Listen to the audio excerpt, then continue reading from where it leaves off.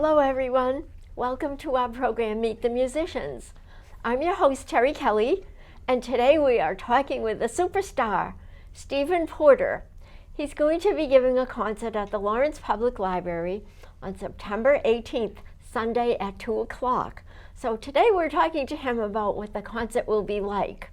Welcome, Stephen. Thank you very much. It's nice to see you again. You've already played at the library a few years back with Kate Kayan, Right, the cellist. Yes, piano and cello.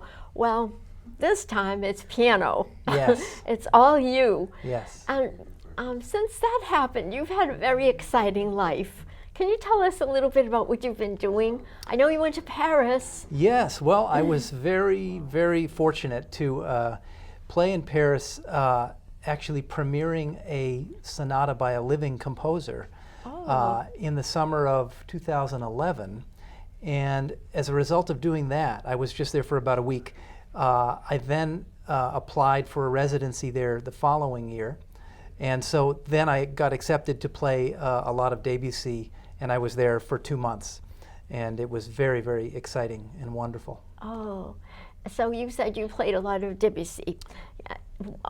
Tell us a little bit more about that. Sure. Well, so it was the 150th anniversary of Debussy's birth that year. So it was a big celebration. And obviously in France, he is probably the greatest French composer by most people's estimation. Yeah. And so I was performing, among other things, his complete set of 24 preludes for piano, which is fairly unusual to perform the whole set. Yeah. People often do one book of 12 or another book of 12 or small groups of preludes.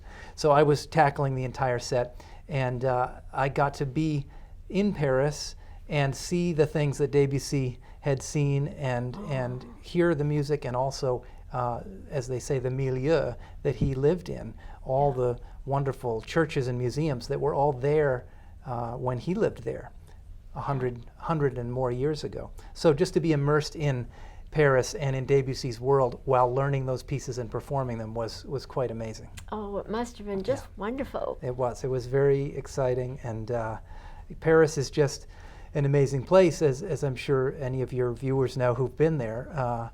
And what's so amazing to me is that many of those parts of Paris are not any different than they were 100 or even 200 years ago. You know, the bridges and the river and the Notre Dame, is what, 600 or 800 years old.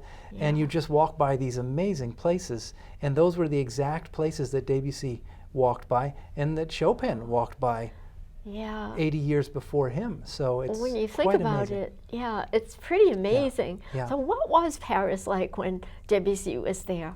Well, he was born in 1862, so he saw the end of the 19th century, and he saw the Great World's Fair where the Eiffel Tower was built in 1889. Imagine. And he then saw the World's Fair in 1900 with all the technological advancements that were starting to happen, all the new things, trains, motor cars, and eventually planes. So he lived through all of that. He died in 1918, but he saw, that amazing period of the late 19th and early 20th century into World War I. So he saw really an incredible amount of change. Yeah, the world was really changing.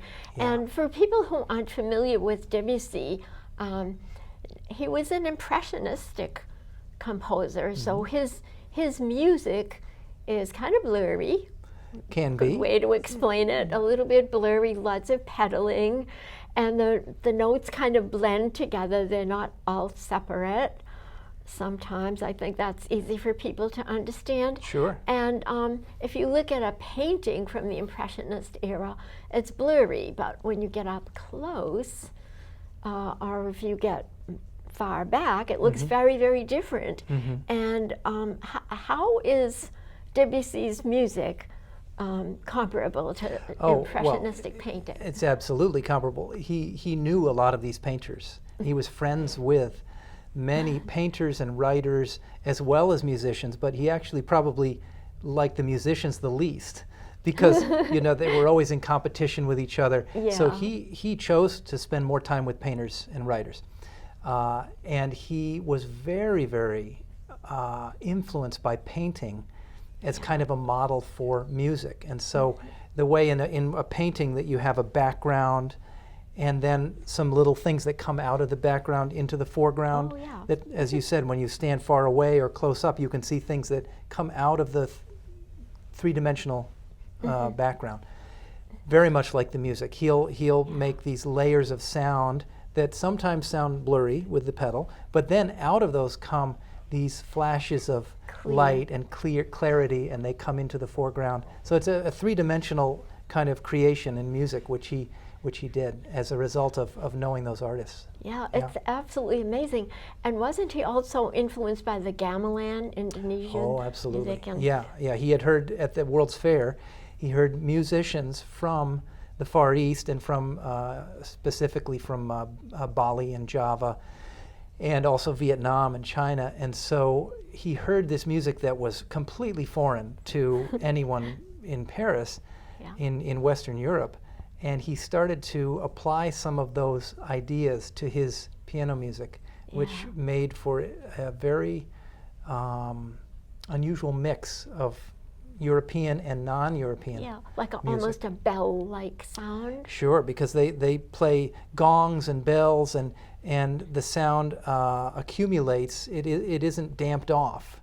And so on the piano, when you let go of the pedal, the dampers stop the sound.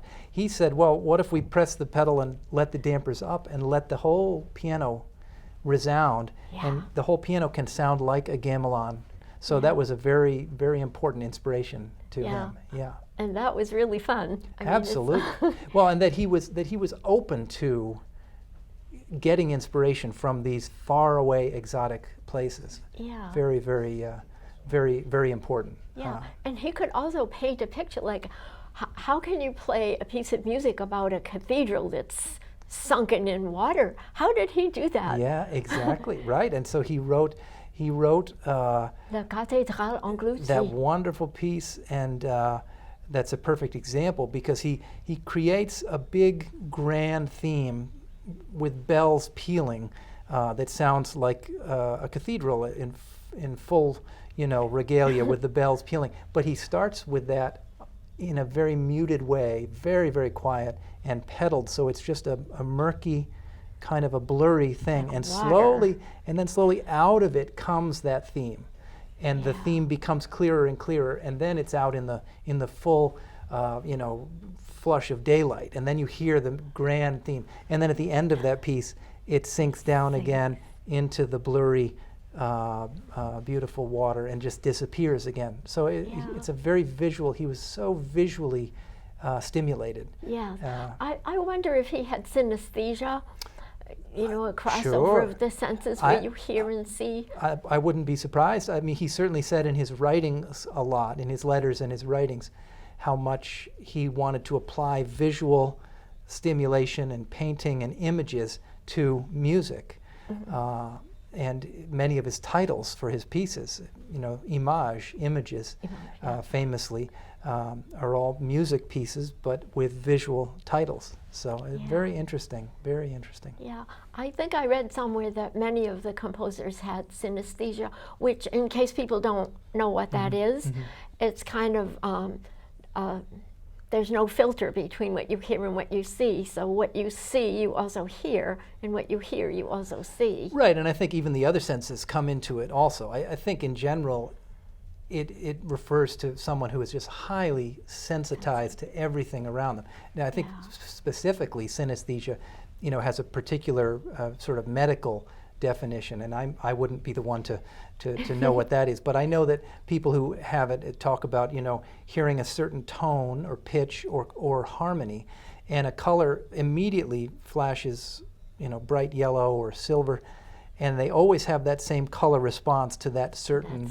harmonic vibration. So who knows if he had that actual condition, but I think, as you said, many of the composers, even, Beethoven, people like that, they were so absorbed with nature, and with everything that they saw and heard, birds, trees, brooks bubbling, Schubert. The Pastoral Symphony. On and on. So, I think many of the great composers, they didn't just work in a dark room at a piano. They were part of, part of the world. Part of the world, yes. And the world, they absorbed everything from the world and translated it into music. I think so, and then tried to communicate back to people. So it's fascinating. Fascinating. It is such a fascinating topic. Yes. When you read about the great composers and their lives, and what their yes. lives were like and what their music is like, wow, it's just incredible. It is. Well, and that leads a little to one of the big pieces I'm going to play in September. Schumann? Yes, by Schumann. Let's talk about Robert Schumann. Oh, how many hours have we got?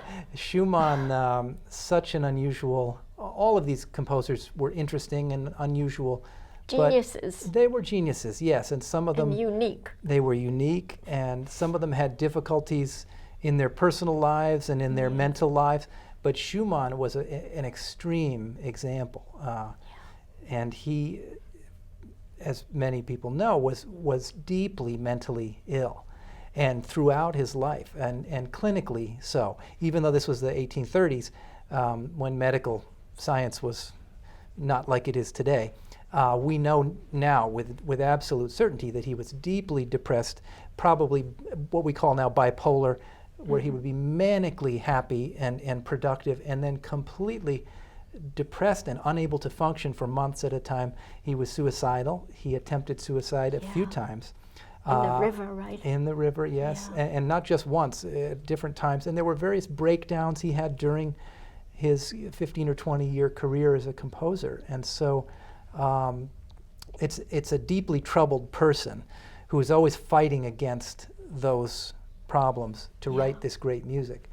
But the amazing thing that happens with Schumann in the 1830s is he starts to take piano lessons with a great teacher to decide to become a great virtuoso, and the teacher says, I can make you into one of the great virtuosos. Within a year, he's ruined his hand because he foolishly tried to strengthen his fingers with a mechanical device that held his fingers back, and of course he ended up with tendonitis and ruined his hand, and he ruined his chances to be a piano virtuoso. Ruined his career. He actually wasn't tremendously unhappy about that because it meant that he could then be entirely a composer. Yeah. And for us, thankfully, he we wasn't gained from that. Exactly. He wasn't just another good pianist. He was one of the great composers.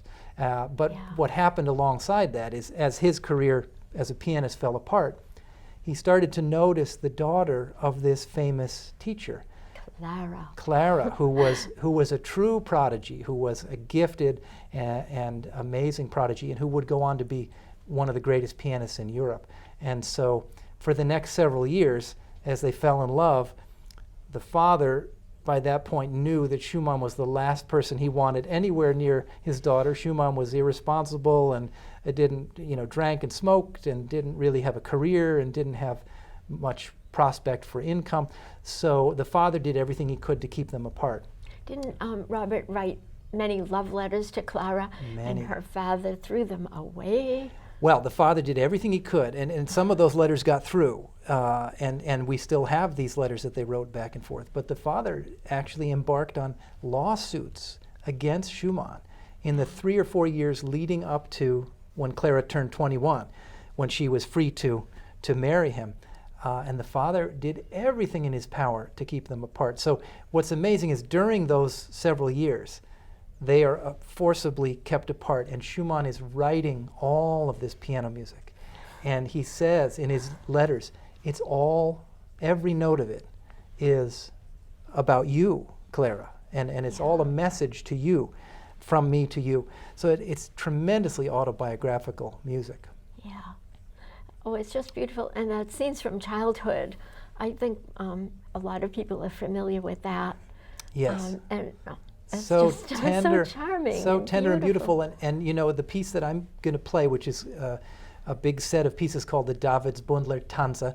That is one of my favorite pieces in the whole world. It's a wonderful, it's a long piece made up of 18 dances, and it feels short when you're listening to it. It does. More. It's a very large piece, but you're right. It goes from one mood to another, and sometimes there are these very stormy, intense, passionate, wild movements. And beautifully so. And interspersed are some just childlike, simple and beautiful, very much like the Kinderscenen, which were written, I think, within a year of this piece. Yeah. So he does so many things in this piece for Clara. He starts the whole piece with a quote of one of her compositions. The very beginning is a Clara Schumann. Then he goes off on his way. The whole piece is essentially in the key of B minor, but the two books, it's divided into two books, each end in C major. And he felt very strongly that C was for Clara. And he even had coded messages with the letters of the alphabet on the piano, sending to her messages, letters, through the music, which is quite incredible. The piece ends with 3 low C's, each one for Clara. And another, just a very funny, odd thing, that he had written his opus 7, 8, 9, 10, opus 12, opus 14, and then he comes and he writes the Davidsbündler Tanze, and he decides he must give it opus 6. He must call it opus number 6, even though he's far past opus 6. Yeah, it's out of order. And the reason is because that piece he quoted Clara, that Clara wrote, is from her opus 6. So he said, well, I'm going to make this 6 also, so that they're always symbolically connected, even though they are apart for those several years. And it's not like these days with the texting and the Facebook. I mean, they were really apart. They for 4, 5, 6 years, they couldn't see each other. They had these fleeting, once every 6 months, they might meet secretly in a park for half an hour. But there was really no contact except for these letters. Which a true love they shared. Unbelievable. And so when you add the obsessive, passionate love he had for her, and the separation anxiety, and you add that to the mental issues, you come up with this very unusual, unique life that is different from any other composer. I can't think of any other great composer whose beloved was one of the greatest musicians in Europe. So he knew that everything he wrote, she would play.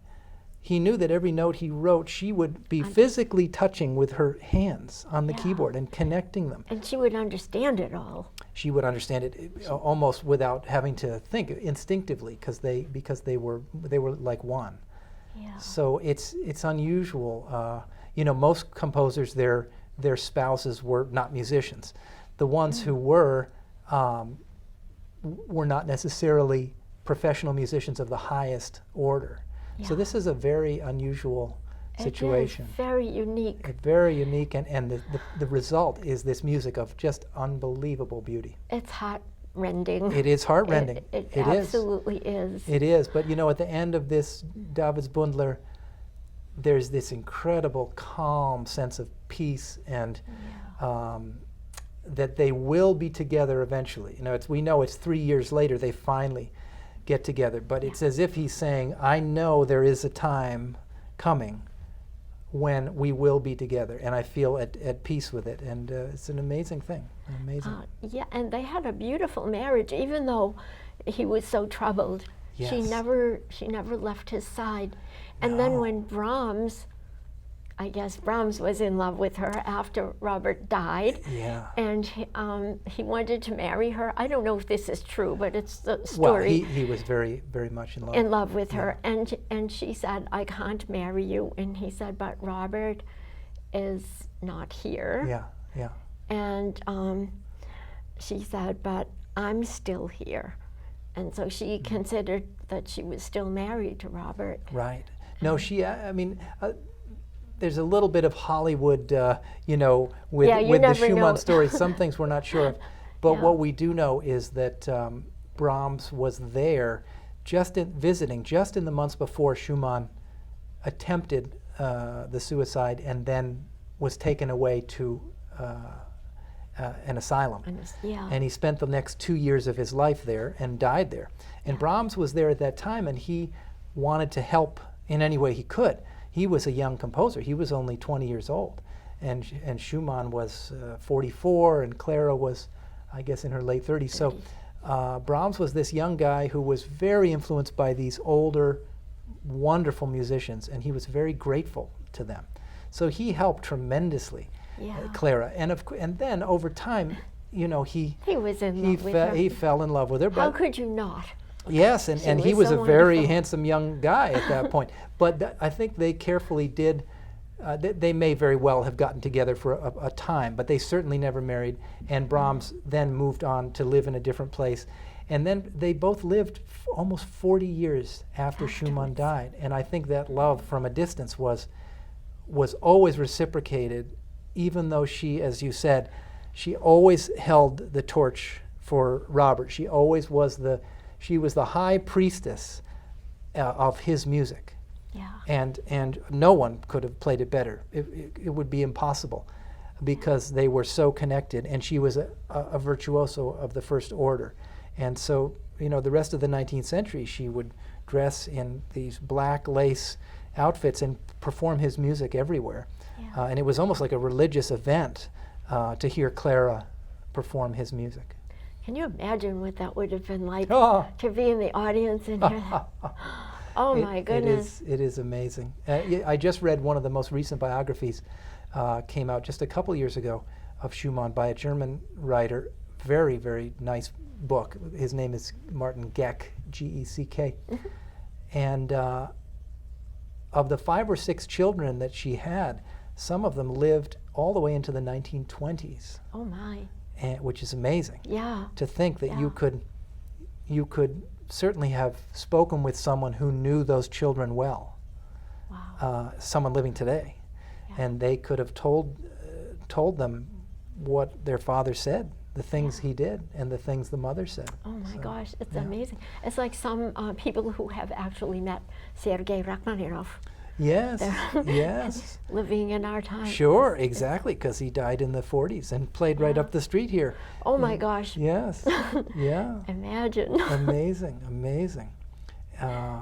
So I'm excited to put that piece on the program, and I will talk a little to the audience. Oh, I think the audience loves that when you explain what you're playing. Yeah. Many people have come up to me after the concerts and said how much they enjoyed the talk by by the pianist or by the performers, and how much it clarified everything. Yes. And there was one person in the audience who said, "Tell me if I'm wrong, but it says on the program Mozart and then Debussy, but I think Debussy came before Mozart on this program. Am I correct?" And I said, "Yes, you are correct. They were switched."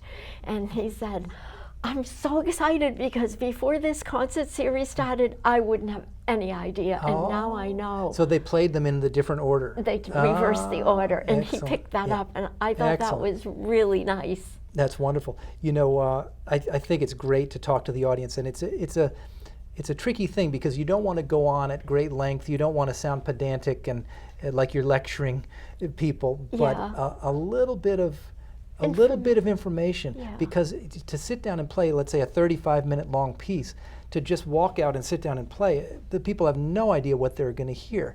And they, looking at the program, these people aren't PhD music students, you know, they may not know if this piece is 5 minutes long or 35 minutes long. And they don't know when to applaud. Exactly. So I think especially with a large piece, a little well-chosen commentary helps people get gain entry into the music and appreciate it more. Yeah. So that is just absolutely wonderful. And I think it's going to be, well, we should have good weather. September 18th. I hope we won't have a snowstorm. Should be late summer still, yes. Yeah, it should be a really good time for a concert. Yes. And you'll be playing on the 1914 Steinway, which is beautiful. And wonderful. You've played it before, so. Right, several years ago, and I remember it was a great piano and a very nice audience, a large audience. So I was very pleased to be able to be asked to come back. Well, Very I'm very flattered. happy that you're coming back, Stephen, because this what I'm doing here as artistic director of this concert series is the most wonderful thing that has happened to me work-wise in my whole life. I just love doing this. And I'm so happy for the people that get to come and sit there and hear you for free. They don't have to go into Boston and pay parking and Well, and you know. what you're doing is such a great thing, because everybody should be able to enjoy this kind of music and not feel like it's something, it's over their heads, or Yeah. they're not smart enough to enjoy it, or because none of those composers felt that way.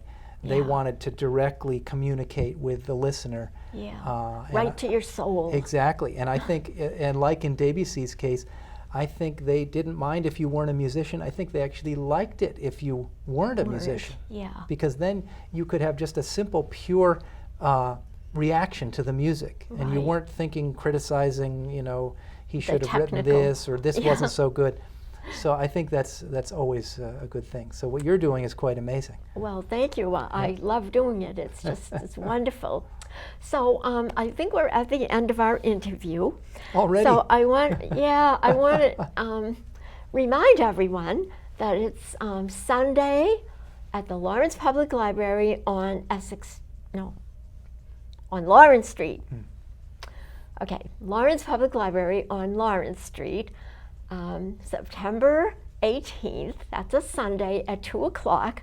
Come and hear Stephen Porter. You will be very, very happy to hear this music. It's going to be a beautiful concert. The concert is free. There's a reception afterwards. So I hope to see you there. This is Terry Kelly with Stephen Porter saying thank you for watching today.